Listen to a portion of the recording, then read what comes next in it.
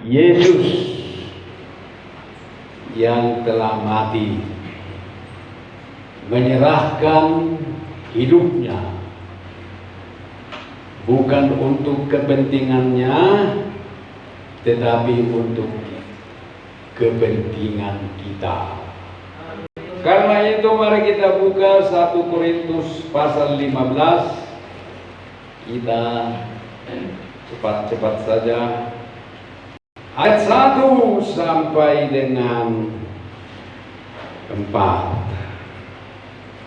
Ayat 1 sampai 4. 1 Korintus 15 ayat 1 sampai 4. Kita baca bergantian, saya terlebih dahulu. Dan sekarang saudara-saudara, aku mau mengingatkan kamu kepada Injil yang aku beritakan kepada kamu dan yang kamu terima dan yang di dalamnya kamu teguh berdiri. Oleh Injil itu orang bersamakan asal aku itu berkata padanya, seperti yang telah berkata kepadamu, kecuali kalau kamu telah sia-sia saja menjadi percaya. Sebab yang sangat penting telah kusampaikan kepadamu, yaitu apa yang telah kuterima sendiri, ialah bahwa Kristus telah mati karena dosa-dosa kita sesuai kitab suci, bahwa Ia telah dikuburkan dan bahwa Ia telah dibangkitkan pada hari yang ketiga sesuai dengan kitab suci, bahwa Ia, ya sudah, oke, kita katakan amin. Silakan duduk Bapak Ibu. Ayat 4 kan udah kan?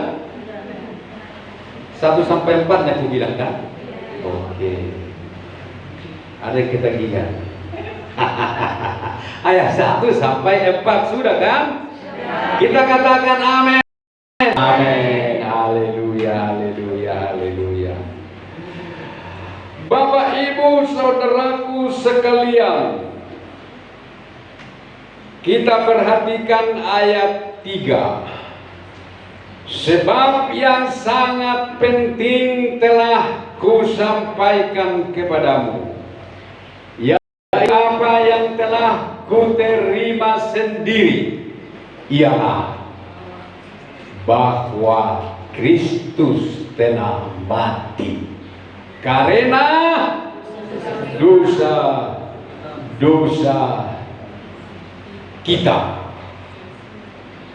Kalau dalam Roma 4 ayat 25 dikatakan, Roma 4 ayat 25, yaitu Yesus yang telah diserahkan karena pelanggaran kita dan dibangkitkan karena pembebasan kita, pembenaran kita. Amin.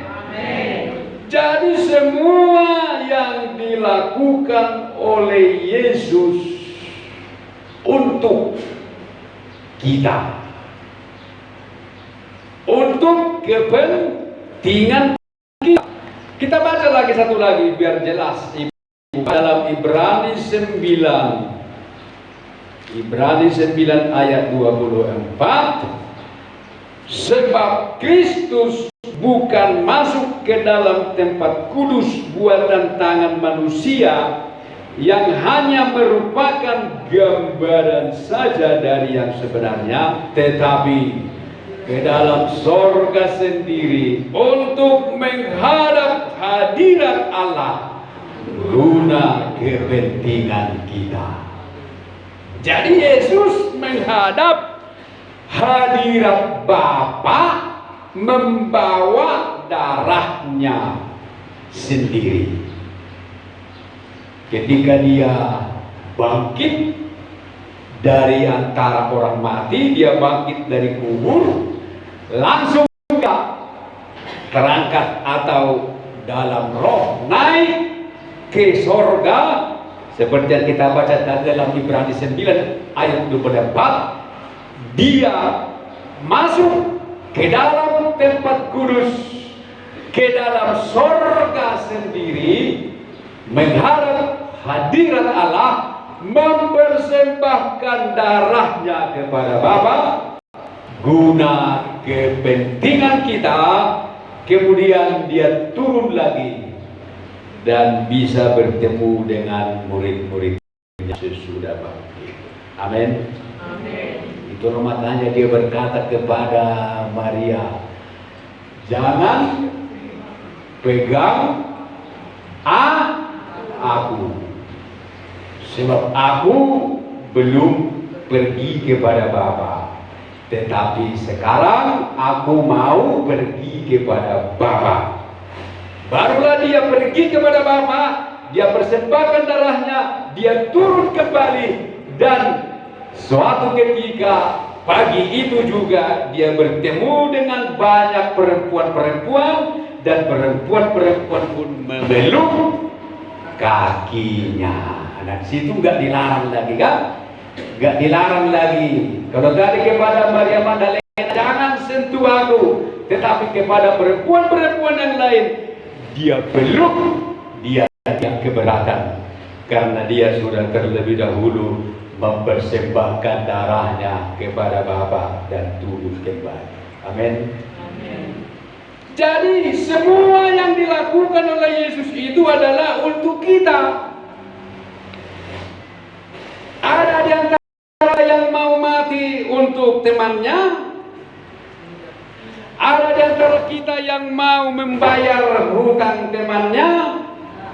Mungkin ada kalau hutangnya 50.000 kan. Tapi kalau hutang temanku 1 miliar, maukah bapak-bapak membayar hutangku? Traktir kopiku aja nggak mau bapak-bapak ini.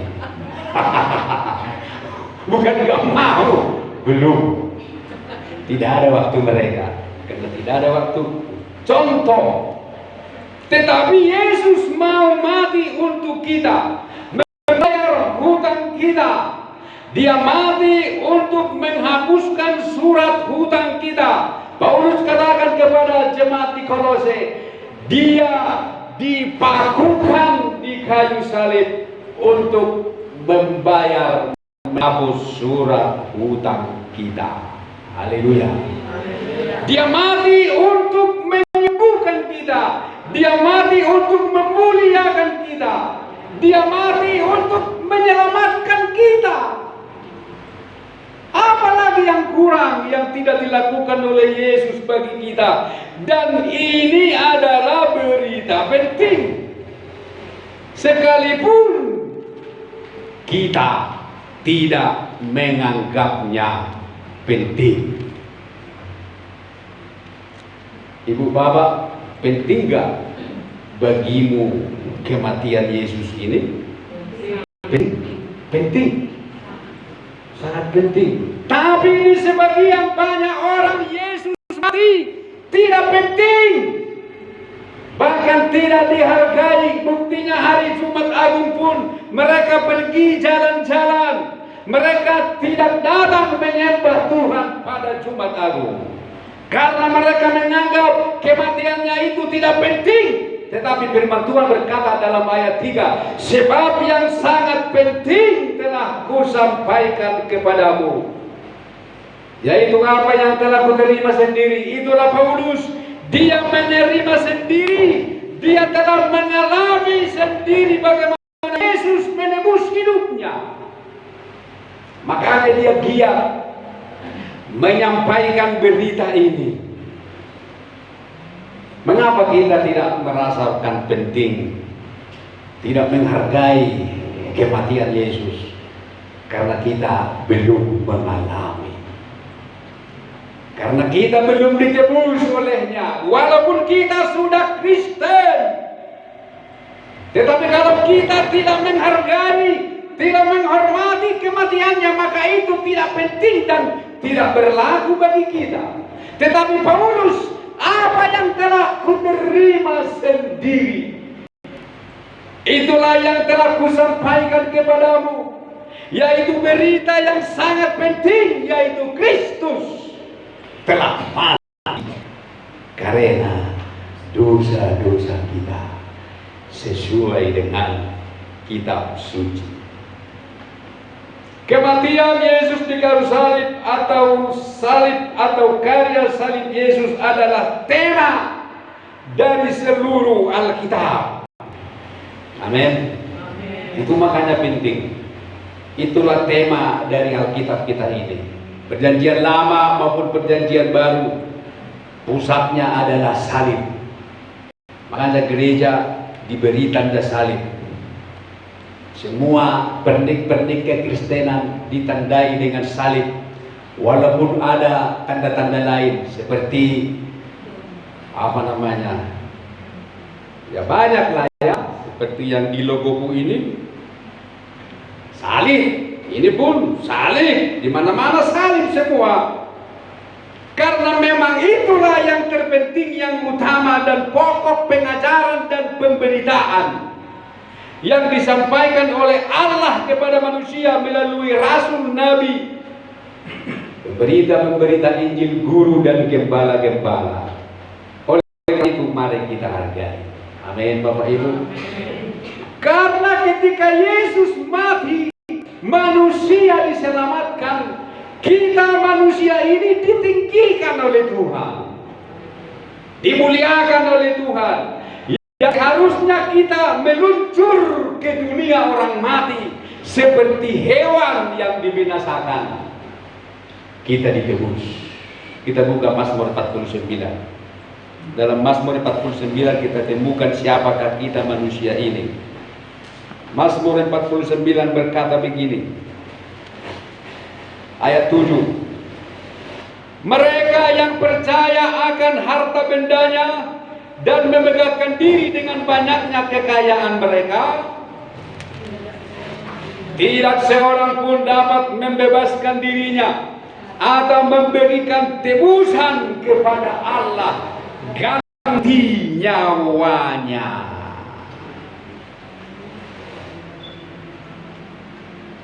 Jadi Allah menuntut kita. Apa yang dituntut oleh Allah dari kita? Nyawa kita. Karena Allah memberikan kita nyawa supaya kita memuliakan Dia. Tetapi nyawa itu kita pakai berbuat dosa, maka Allah pun menuntut nyawa kita. Firman Tuhan berkata, tidak seorang pun dapat membebaskan dirinya atau memberikan tebusan kepada Allah ganti nyawanya. Tidak ada. Karena terlalu mahal harga pembebasan nyawanya, ayat 9, dan tidak memadai untuk selama-lamanya, supaya ia tetap hidup untuk seterusnya dan tidak melihat lubang kubur. Jadi untuk kita bisa hidup seterusnya, untuk manusia dapat hidup seterusnya, tidak melihat lubang kubur, harus ada nyawa yang dikorbankan, harus ditebus. Kita baca lagi. Sungguh akan dilihatnya orang-orang yang mempunyai hikmat mati, orang-orang bodoh dan dungu pun binasa bersama-sama, dan meninggalkan harta benda mereka untuk orang lain. Kubur mereka ialah rumah mereka untuk selama-lamanya, tempat kediaman mereka turun-temurun.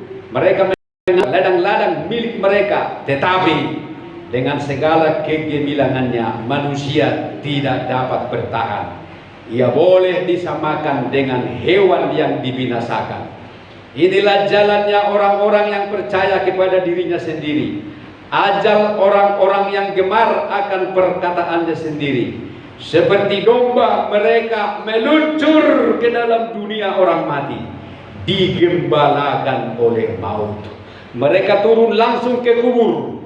Perawakan mereka hancur. Dunia orang mati menjadi tempat kediaman mereka. Tetapi Allah akan membebaskan nyawaku dari cengkraman dunia orang mati, sebab Ia akan menarik aku.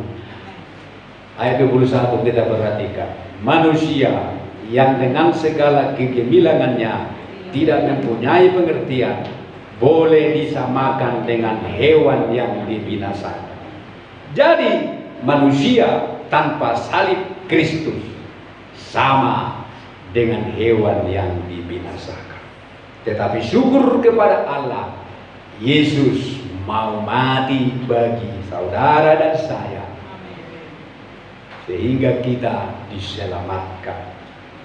Tidak lagi kita digembalakan oleh maut. Kita tidak akan meluncur lagi ke dalam dunia orang mati dan digembalakan oleh maut.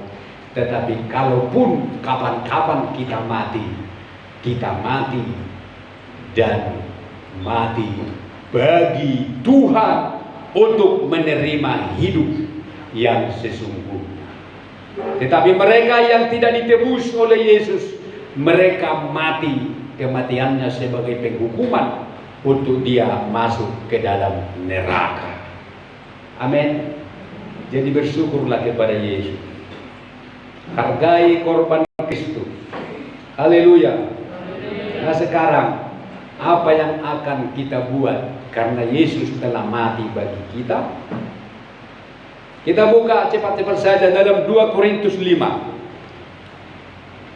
Inilah yang dituntut oleh Tuhan bagi kita yang sudah mati, yang di mana Yesus telah mati untuk kita.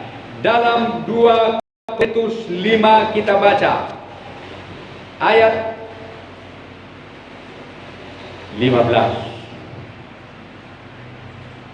Ini tugas kita mengenal. Dan Kristus telah mati untuk semua orang, supaya mereka yang hidup tidak lagi hidup untuk dirinya sendiri, tetapi untuk Dia yang telah mati dan telah dibangkitkan untuk mereka. Tidak boleh lagi kita hidup untuk diri sendiri.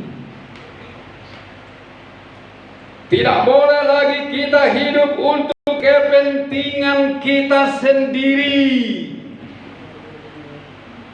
Ini yang berat. Kalau kita punya harta kita bukan untuk diri sendiri. Amin. Punya mobil bukan untuk diri sendiri. Haleluya. Apalagi kosong mai batur muda asal menghemat waktu. Amin. Kalau dirimu cantik bukan untuk dirimu sendiri. Amin. Banyak orang cantik gak mau beribadah. Kecantikannya dibawa ke mall, jalan-jalan. Biasanya kan arwah per minggu kan. So dia huta-hutai, boleh baga iman di huta-huta dong, mau nanti kok, tak boleh huta-huta do, boleh terbaga iman termantik, dia mau per minggu. Alang bumul berjalan-jalan di mana urusnya. Contoh itu ya mengenanya. Jadi inilah yang dituntut oleh Tuhan dari kita sebagai orang yang telah ditebus. Kita tidak hidup lagi untuk diri kita sendiri. Roma 14 ayat 7-8. Boleh kutunjukkan lagi ayatnya. Semoga dilakukan. Roma 14 ayat 7 sampai dengan 9. Sebab seorang pun di antara kita yang hidup untuk dirinya sendiri, dan tidak ada seorang pun yang mati untuk dirinya sendiri. Sebab kita hidup untuk Tuhan, dan jika kita mati untuk Tuhan. Jadi baik hidup atau mati, kita adalah milik Tuhan. Sebab untuk itulah Kristus telah mati dan hidup kembali, supaya Ia menjadi Tuhan baik atas orang-orang mati maupun atas orang-orang hidup. Haleluya. Sekarang praktek bagaimanakah yang akan kita lakukan? Yaitu praktek hidup tidak hidup untuk diri sendiri. Kita buka Ibrani 9. Inilah prakteknya. Praktek hidup di mana hidup untuk diri sendiri tetapi hidup untuk Tuhan. Prakteknya adalah Ibrani 9 ayat 14. Yang pertama ini, betapa lebihnya darah Kristus yang oleh Roh yang kekal dirinya sendiri kepada Allah sebagai persembahan yang tak bercacat akan menyucikan hati kita dari perbuatan-perbuatan yang sia-sia, supaya kita dapat beribadah kepada Allah yang hidup. Jadi prakteknya adalah yang pertama, kita mampu dan setia dalam mentaati serta mempersembahkan yang terbaik pada Tuhan melalui ibadah. Nah, kalau malu kasih matos berarti atur gue baca, luar biasa. Makanya sering-sering dijojoli do firman Tuhan gawe malo doa. Nah, itu yang pertama. Itulah praktik hidup, tidak hidup untuk diri sendiri, tetapi hidup untuk Tuhan, yaitu mampu dan setia dalam mentaati serta mempersembahkan yang terbaik pada Tuhan melalui ibadah. Sama seperti Yesus yang telah rela mempersembahkan yang terbaik ini, di mana dia telah dalam Ibrani 9 ayat 14 itu, di mana dia telah mempersembahkan dirinya sendiri kepada Allah sebagai persembahan yang tak bercacat, supaya kita dapat beribadah kepada Allah yang hidup. Maka kita pun harus mampu melakukan hal yang sama dengan kita mau mempersembahkan yang tak bercacat, yang terbaik pada Tuhan melalui ibadah. Amin. Jadi jangan lagi hidup untuk diri sendiri. Amin. Koreksi dong. Nah, diri sendiri nanti kita nama ngulus selalu untuk Tuhan dong. Bohong kalau kita berkata, Yesus, terima kasih, Engkau telah menembus aku, Engkau telah mati di kayu salib, sambil kita menangis bercucuran air mata. Itu bohong kalau kita hidup untuk diri sendiri. Pergaus tuh orang Islam. Amin. Yang kedua, prakteknya dalam 1 Korintus 15. Kita kembali kepada pembacaan tadi 1 Korintus 15. Sekarang baca ayat 10. Ini praktek yang kedua, yaitu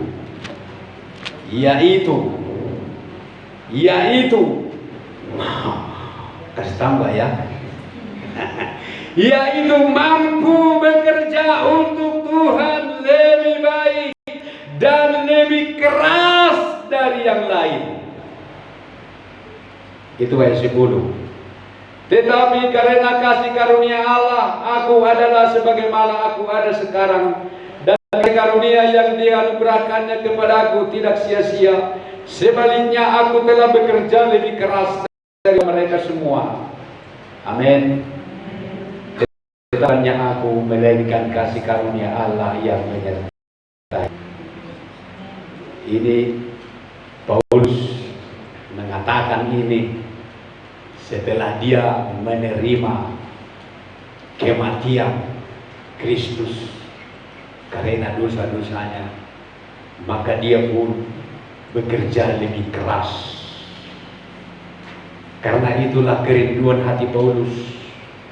Dalam Filipi 3 ayat 10 dia berkata dengan lantang, dia berbeda dengan rasul-rasul lain.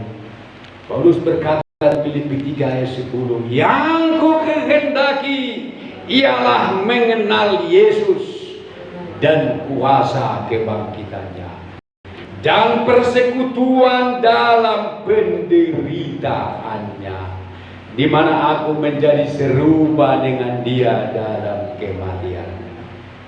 Jadi Paulus ini berbeda dengan gereja zaman now. Kalau gereja zaman now menghendaki dan mencari-cari kemuliaannya, tetapi Paulus dia tidak mau mencari-cari itu. Yang dia kehendaki adalah persekutuan dalam penderitaannya.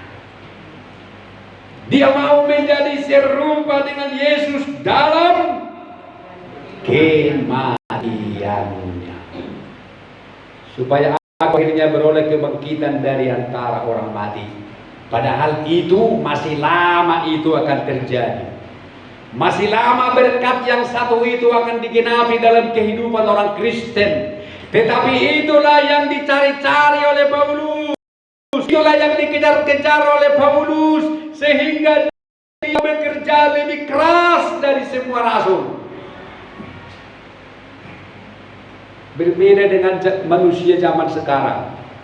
Orang Kristen zaman sekarang sama dengan penjahat yang di sebelah kiri.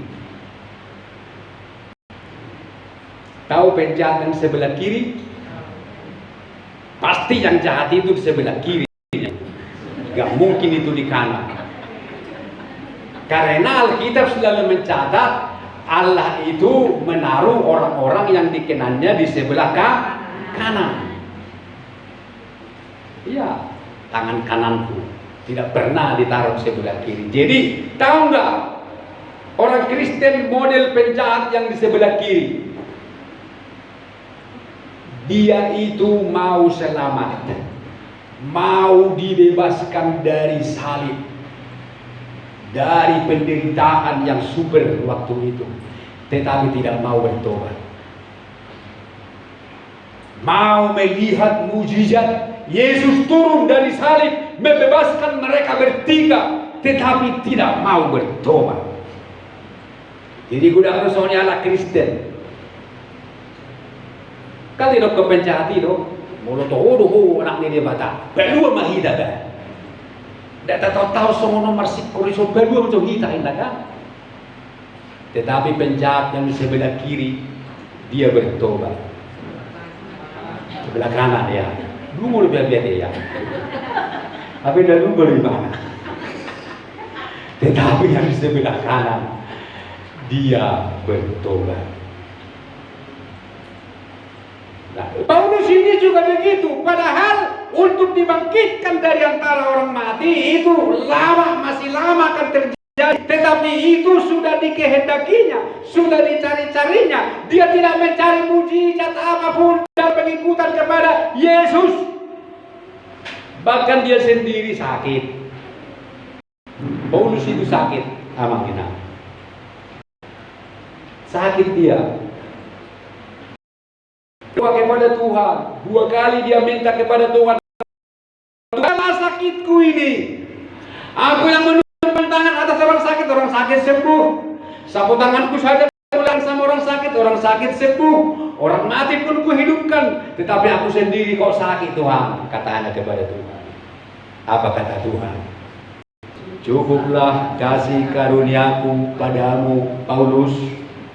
Karena dalam kelemahanlah kuasaku menjadi sempurna di dalam dirimu. Aku sengaja menyuruh utusan iblis menggocok tubuhmu seperti duri dalam daging menggocok tubuhmu, supaya engkau tidak sombong, supaya engkau tidak meninggikan diri, karena kepadamu telah kuberikan penyataan Allah yang luar biasa. Tidak ada rasul lain pun sekarang ini yang telah kubawa ke sorga kecuali kau, kata Tuhan. Karena memang Paulus sudah pernah dibawa ke langit ketika dia pingsan. Dia dilempari batu. Karena Kristus dia dipukuli, maka dia pingsan. Ketika dia pingsan, Dia dibawa Tuhan ke langit ketiga. Setelah semua orang-orang yang memukuli dia pergi karena menganggap dia sudah mati, maka rohnya kembali, dia hidup kembali. Ketika dia hidup kembali, dia saksi, wah, siapa itu ya? Aku dibawa ke langit ketiga, kulihat ini, kulihat itu, kulihat itu. Dan banyak sekali kasih karunia Allah kepada Rasul Paulus ini. Penyataan Allah yang luar biasa diberikan kepada dia. Sudah terlalu banyak. Nanti kalau semua aku berikan, kalau penyakitmu pun kusembuhkan, kamu pasti tinggi hati, kata Tuhan. Maka ku sengaja penyakit itu di tubuhmu sampai engkau mati. Nah, baru Tuhan mau nanti. Nah, baru Tuhan mau nanti. Jadi imam amanginang dan terdulu hita na dibagas rohani Tuhan ini. Iman itu pernah hahomion ni debata naso terdulu jolma. Amin.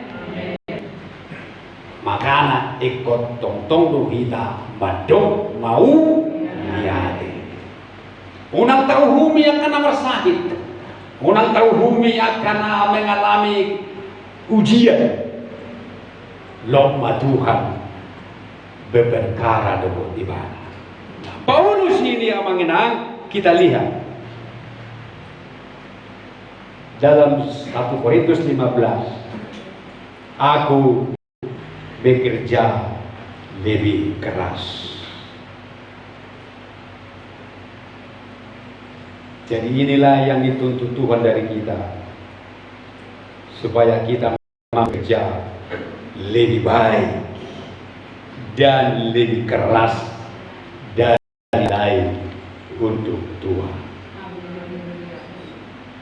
Bohong kalau kita bernyanyi di sini, bohong kalau kita berdoa dengan mencucurkan air mata, bohong kalau kita ketika menonton film The Passion of the Christ sambil menangis, mencucurkan air mata, menonton film itu.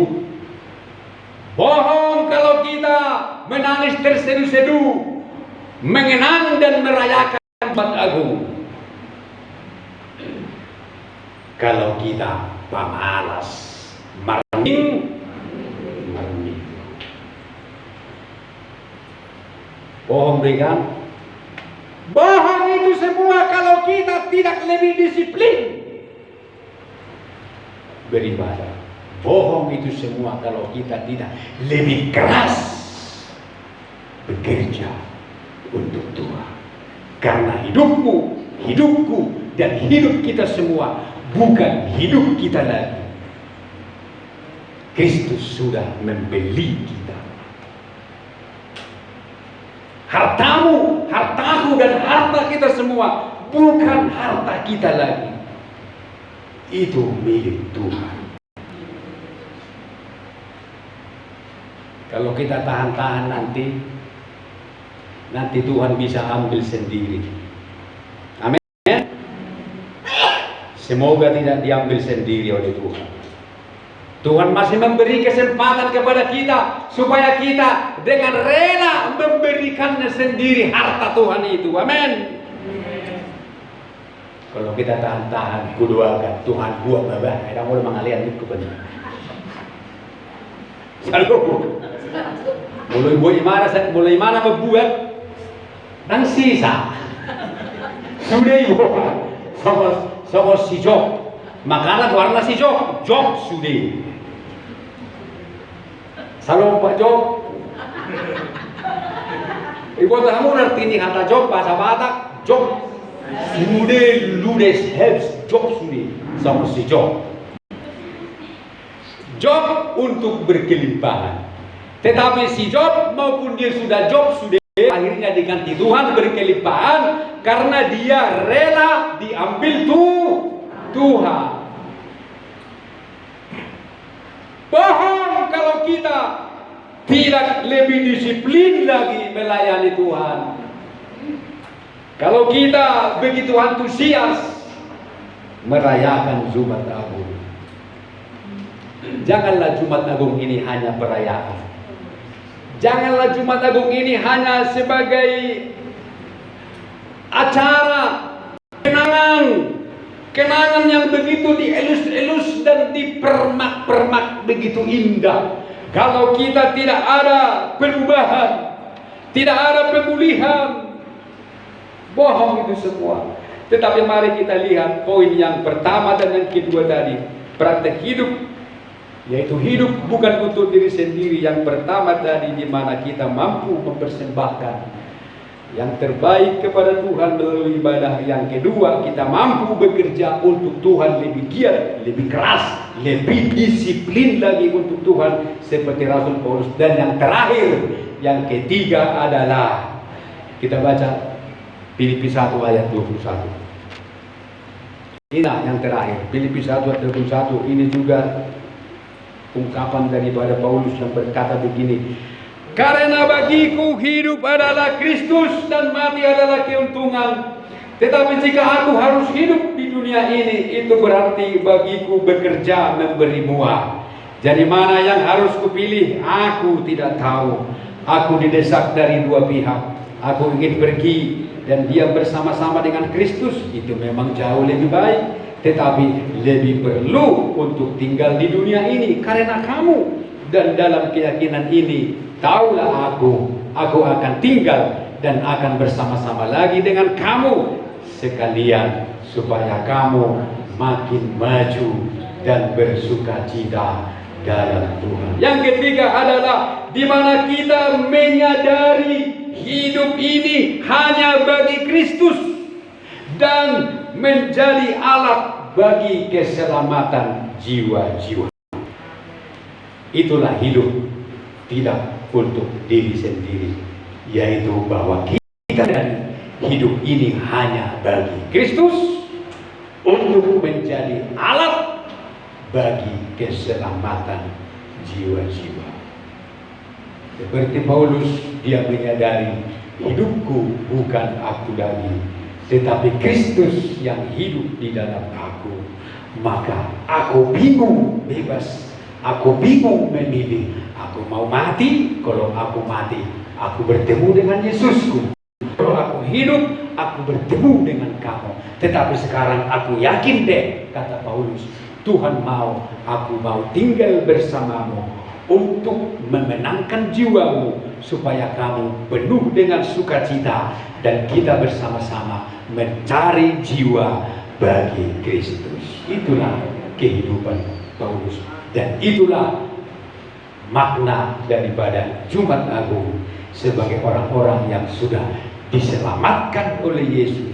Hidupnya juga bagi Yesus. Mari kita bangkit berdiri, kita menyanyi. Sebelum kita menyanyi, mendengarkan perjamuan kudus atau menikmati perjamuan kudus, kita mendengarkan dulu puisi yang akan dibawakan oleh Ibu Rita Worusidalahi. Ini dengan lagu yang dibawakan oleh Karen. Haleluya. Sambil kita mengoreksi diri kita, betapa kurangnya kita bagi Tuhan. Padahal Tuhan sangat besar sekali perhatiannya kepada kita. Dengan Dia rela meninggalkan sorga dengan kemuliaannya guna kepentingan kita.